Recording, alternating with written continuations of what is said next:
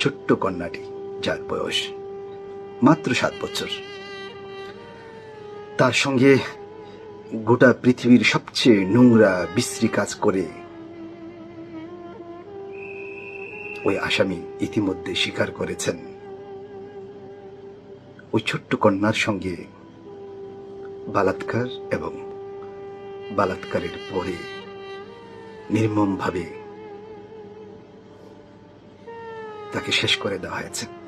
সামাজিক যোগাযোগ মাধ্যম বলে আমি ওই শব্দগুলো আপনাদের সঙ্গে শেয়ার করতে চাচ্ছি না, বা শেয়ার করা সম্ভব নয়। আমরা যারা বাবা, কন্যা সন্তানের বাবা, অফিস থেকে খানিকটা আগে এসে আমার কন্যার সঙ্গে প্রতিদিন যেভাবে আলাপ করি, কন্যাকে প্রতিদিন যেভাবে দেখি, আজকে দেখতে পারলাম না। আজকে নিজের ঘরে দরজাটা লাগিয়ে আপনাদের সঙ্গে কথা বলতে বসেছি। তবে এটা সত্যি, ইতিমধ্যে বাংলাদেশের অনেক বিবেকবান মানুষ,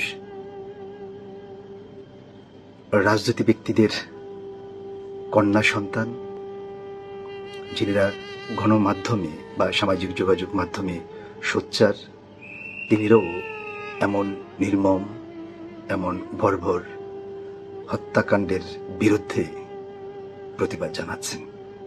কেউ কেউ বলছেন, যিনি আসামি, যিনি স্বীকারোক্তি দিয়েছেন এমন বলাৎকার এবং বলাৎকারের শেষে ছোট্ট কন্যা একরত্তি শরীরকে টুকরো টুকরো করে শেষ করে দিয়েছেন, তাকে যেন জেলখানা কিংবা থানা থেকে বের করে রাস্তায় ছেড়ে দেওয়া হয়। অনেকে কান্না স্বরে বলেছেন, রাস্তার মানুষ, সাধারণ জনগণ তার বিচার করবে, তার বিচার হতে হবে প্রকাশ্যে। কেউ কেউ বলেছেন, শাহবাগের মোড়ে কিংবা এমন গণবসতি এলাকায় ওই বালাৎকারকে প্রকাশ্যে যেন বিচার করা হয়। কিন্তু এটাও ঠিক, পৃথিবীর কোন দেশে অপরাধীকে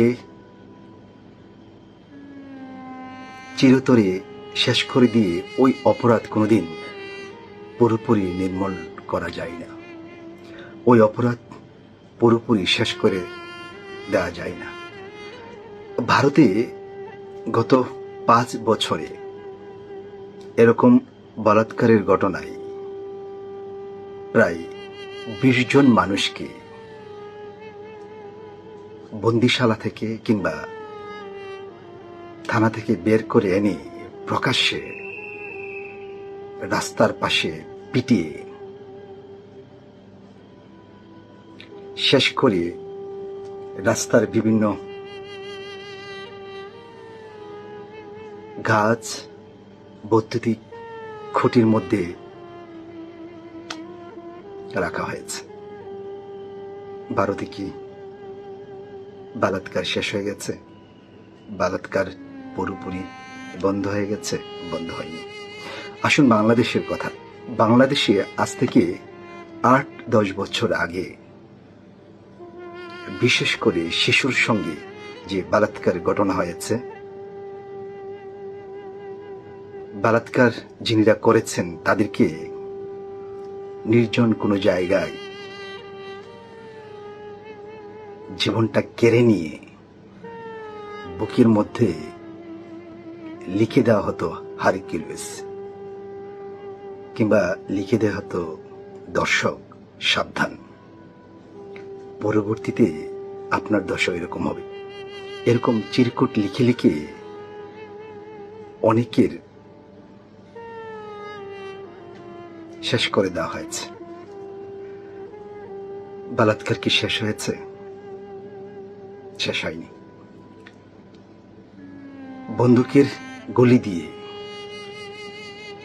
আইনের সর্বোচ্চ বিচার কার্য সম্পন্ন করে কোনো অপরাধ সমাজ থেকে চিরতরে বন্ধ করা যায় না।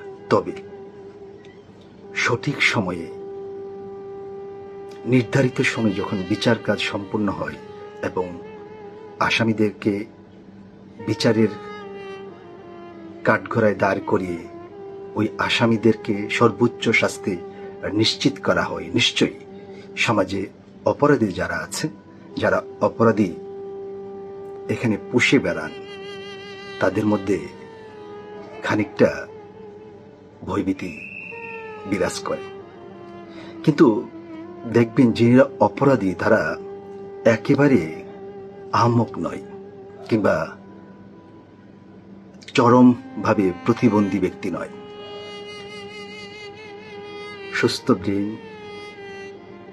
অনেক কিছু জানতাওলা মানুষ এরকম কিম্ভূত কিমাকার কাজগুলো দিনের পর দিন, বছরের পর বছর, মাসের পর মাস করে যাচ্ছেন।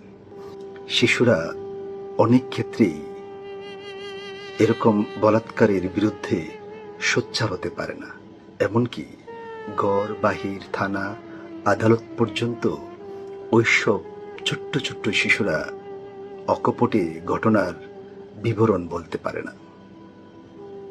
এই জন্য ওইরকম অপরাধীরা শিশুদেরকে বেছে নেয়। যারা ইতিমধ্যে সামাজিক যোগাযোগ মাধ্যম থেকে শুরু করে সশরীরে এরকম প্রতিবাদ জানাচ্ছেন, আমি আপনাদের প্রতি অনেক অনেক শ্রদ্ধা এবং ভালোবাসা জানাচ্ছি, কারণ আমারও একটি কন্যা সন্তান আছে। তবে এটা আবারও বলতে চাই, আইন দিয়ে কাউকে জীবন শেষ করে এরকম বর্বর নির্মম ঘটনা পুরোপুরি বন্ধ করা যায় না। এরকম বর্বর ঘটনা বন্ধ করা যায় পারিবারিকভাবে। আমরা যারা পুরুষ আছি কিংবা কিছু কিছু ক্ষেত্রে যারা মহিলা আছেন, নারী আছেন, এই সামগ্রিক গোষ্ঠীকে পরিবার থেকে শিক্ষা গ্রহণ করতে হয়। একজন পুরুষকে, একজন নারীকে কিভাবে যথাযথ সম্মান প্রদর্শন করতে হয়, কিভাবে নারীর প্রতি সর্বোচ্চ সম্মান দেখাতে হয়। একদম ঘরের অন্দরমহল থেকে শুরু করে প্রতিটি শিক্ষা প্রতিষ্ঠানে যদি আমাদের সন্তানদেরকে এরকম শিক্ষা দেওয়া হয় যে নারীর প্রতি তোমার জীবনের সর্বোচ্চ সর্বভাবে সম্মান প্রদর্শন কর, নারীর প্রতি সম্মান দেখাও, অনুরূপভাবে অনেক ক্ষেত্রে নারীরা যেন পুরুষের প্রতি সর্বোচ্চ সম্মান প্রদর্শন করে। এই যে একে অপরের প্রতি সম্মান, একে অপরের প্রতি শ্রদ্ধা, একে অপরের প্রতি ভালোবাসা, দায়িত্ববোধ, এরকম কিম্ভূত কিমাকার বিশ্রী কাজ সমাজ থেকে চিরতরে বন্ধ করে দিতে পারে। এই ক্ষেত্রে সবচেয়ে বেশি কাজটা করতে পারেন পরিবারের আপনজন, যাদের সঙ্গে আমাদের ছেলে মেয়েরা অন্দরমহলে সময় কাটান এবং অন্দরমহলে বেড়ে ওঠেন। আমাদের সমাজের বড় ভাই, মা, বাবা, আত্মীয় স্বজন, বড় বোন যারা আছেন, তারা যদি আমাদের সমাজের বিশেষ করে ছেলেদেরকে এরকম একটি শিক্ষার মধ্য দিয়ে বড় করতে পারি, হলক দিয়ে বলা যায় সমাজ থেকে এরকম কিম্ভূত কিমাকার বিশ্রী নোংরা কাজ একেবারে বন্ধ হয়ে যাবে। এই ক্ষেত্রে আসুন আমরা যারা সমাজে ঐক্যবদ্ধভাবে বসবাস করি, আমরা যেন এরকম কিম্ভূত কিমাকারের বিরুদ্ধে সোচ্চার হই। সমাজ থেকে, আমার আপনার গড় থেকে যেন আমাদের সন্তানদেরকে শিক্ষা দেই নারীদের কি করে সম্মান জানাতে হয়, নারীদের প্রতি কিভাবে দায়িত্ব পালন করতে হয়। অনুরূপভাবে বাংলাদেশ তথা বিশ্বের যে কোনো রাষ্ট্রের রাষ্ট্রপ্রধান যিনিরা আছেন, যিনিরা বিভিন্ন বাহিনীর সদস্যরা রয়েছেন, তারাও এই যে চর্চা তার মধ্য দিয়েই যেতে হবে। কারণ বন্দুকের গুলি দিয়ে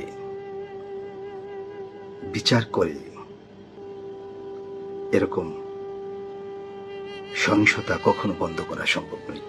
যদি বন্ধ করা সম্ভব হতো, সূত্র বলছে বাংলাদেশ, ভারত কিংবা আমাদের আশেপাশের যে রাষ্ট্রগুলো আছে, প্রতি বছর বিশেষ করে যেই পরিমাণ শিশু বালাৎকার হয়, শিশুদেরকে বালাৎকার করে প্রাণটা শেষ করে দেওয়া হয়, আসামিরা আইনের মাধ্যমে স্বীকারোক্তি করেন যে এই কাজ ওই আসামি ঘটিয়েছেন। এদের সংখ্যা যদি আপনি একটা জায়গায় দাঁড় করান, ওই আসামি নিজেই বলেছেন যে ওই কাজগুলো ওই আসামি করেছেন, এরকম সংখ্যা যদি একটা জায়গায় দাঁড় করান, সেই সংখ্যার 1% বিচার নিশ্চিত হয়নি। যদি বিচার নিশ্চিত হতো, তাহলে হাজার হাজার লক্ষ লক্ষ অপরাধীদের ওইটা নিশ্চিত করা যেত।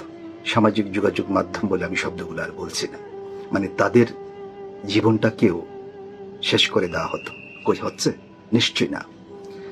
ফলে দেখবেন প্রতি মাসে, প্রতি বছরে 5,000, 10,000, 20,000 পর্যন্ত শিশু বালাৎকার হচ্ছে। বছরে গণনা করে দেখবেন 3,000, 2,000 শিশুকে বালাৎকারের শেষে নির্মমভাবে শেষ করে দেওয়া হচ্ছে। এর চেয়ে বড় প্রমাণ আর কি হতে পারে? যিনিরা গ্রেপ্তার হচ্ছেন, যিনিরা আইনের শাসনের মধ্য দিয়ে একটা জায়গায় আবদ্ধ হয়ে থাকছেন, তাদের বিচার কি নিশ্চিত করা হচ্ছে? নিশ্চিত করা সম্ভব হচ্ছে? নিশ্চয়ই না। সর্বশেষ সেটা বলা যেতে পারে, মহান রব যিনি আমাদেরকে সৃষ্টি করেছেন, যিনি শিশুদেরকে ফুলের মতন সৃষ্টি করেন, মহান রব যেন ওই রকম শিশুদের ওনার কুদরতি হাতে ওই শিশুদের রক্ষা করেন। মহান রব যেন ওই রকম শিশুদের জামিনদার হয়ে যান।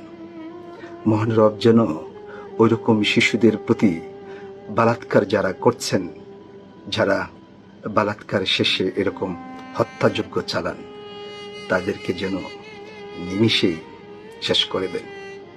মহান রব, আপনি নিশ্চয়ই সবকিছু শুনেন, সবকিছু দেখেন। হাজার হাজার মা বাবা একটি উদ্বেগের মধ্য দিয়ে জীবন পার করছে।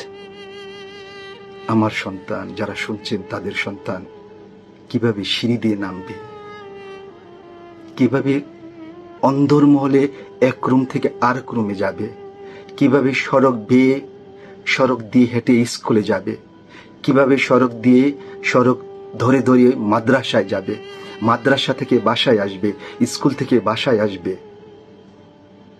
কই নিরাপত্তা কি আছে? গড়ের বাহির, এমনকি গড়ের অন্দরমহল পর্যন্ত বাংলাদেশের নারী শিশুরা নিরাপদ নেই। মহান রব যেন আমাদেরকে রক্ষা করেন। ওই পর্যন্ত ভালো থাকুন। ইতিমধ্যে যারা শুনছেন, আপনাদেরকে বলবো দয়া করে ভিডিওটি শেয়ার করার জন্য, যেন মহান রব আমাদেরকে নিরাপদ রাখেন। আমি অফিস থেকে মধ্যরাতে এসে দরজাটা বন্ধ করে আপনাদের সঙ্গে কথা বলছি। যদি ভুল বলে থাকি, আল্লাহর হস্তে আমাকে ক্ষমা করবেন। আমি উদ্বেগে আছি। আমার একটা মাত্র কন্যা, তার নাম বাবা। এরকম বাবা যারা আছেন, মা যারা আছেন, তারা বুঝতে পারছেন কি করে ইঞ্চি ইঞ্চি সময় পার করছে। এই বাচ্চার কথা কেউ মনে রাখবে না, এই বাচ্চাটার কথা কেউ মনে রাখবে না। 3 মাস পরে, 6 মাস পরে, 1 বছর পরে আরো নতুন ইস্যু আসবে, আরো নতুন পাপ হবে, আরো বড় বড় ঘটনা ঘটবে। এরপরে মানুষ এই বাচ্চাটাকে ভুলে যাবে।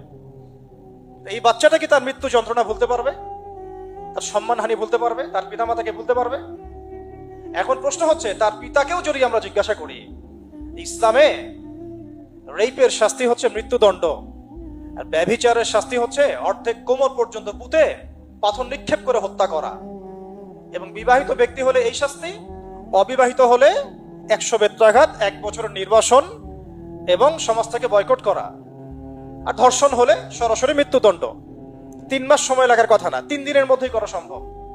এটা শরিয়া আইন, এটা আল্লাহ রাব্বুল আলামিনের শরিয়া বিধান।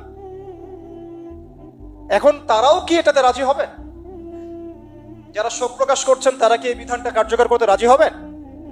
যে ধর্ষককে সবার সামনে প্রকাশ্যে মৃত্যুদণ্ড দেয়া হোক, শরিয়া আইন কার্যকর করা হোক? রাজি হবেন না। কারণ আপনারা বলবেন এটা করতে গেলে বাংলাদেশ থেকে মৌলবাদী রাষ্ট্র হয়ে যাবে। তো সমস্যার গোড়ায় আপনারা যেতে চান না, ডালপালা নিয়ে নাড়াচাড়া করেন। জেনা ফ্রি মিক্সিংটাকে উন্মুক্ত করে দেয়া হলো, ছেলে মেয়ের অবাধ বিচরণটাকে উন্মুক্ত করে দেয়া হচ্ছে। একটা চরম ক্ষুধার্ত মানুষদের সামনে যদি আপনি খাবারকে উন্মুক্ত করে রাখেন, এরপরে যদি কেউ জোর করে খাবার খেয়েও ফেলে, শুধু কি আপনি খাদকের দোষ দিবেন? পুরো সিস্টেমটাই দায়ী, পুরো সিস্টেমটাই দায়ী এখানে।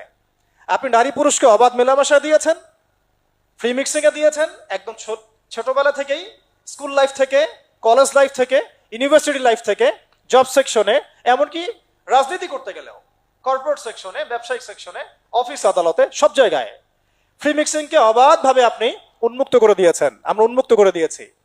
এর উপরে ছড়িয়ে দিয়েছি পর্নোগ্রাফি। পর্নোগ্রাফি সবার ফোনে ফোনে। পর্নোগ্রাফি দেখতে থাকলে একটা মানুষ বাচ্চাকে না, কয়েকদিন পরে পশুর সাথেও জেনা করতে পারে।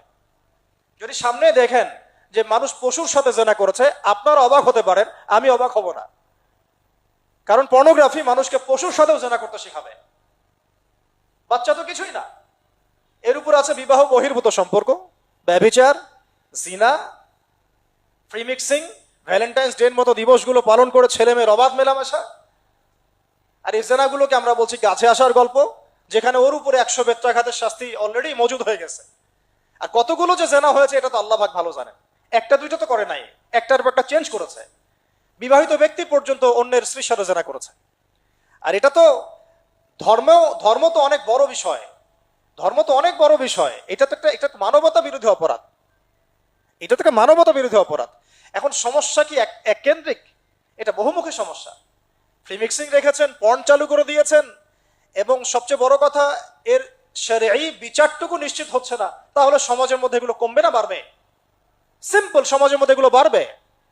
6টা কাজ করেন, ইনশাআল্লাহ তাআলা কমে যাবে।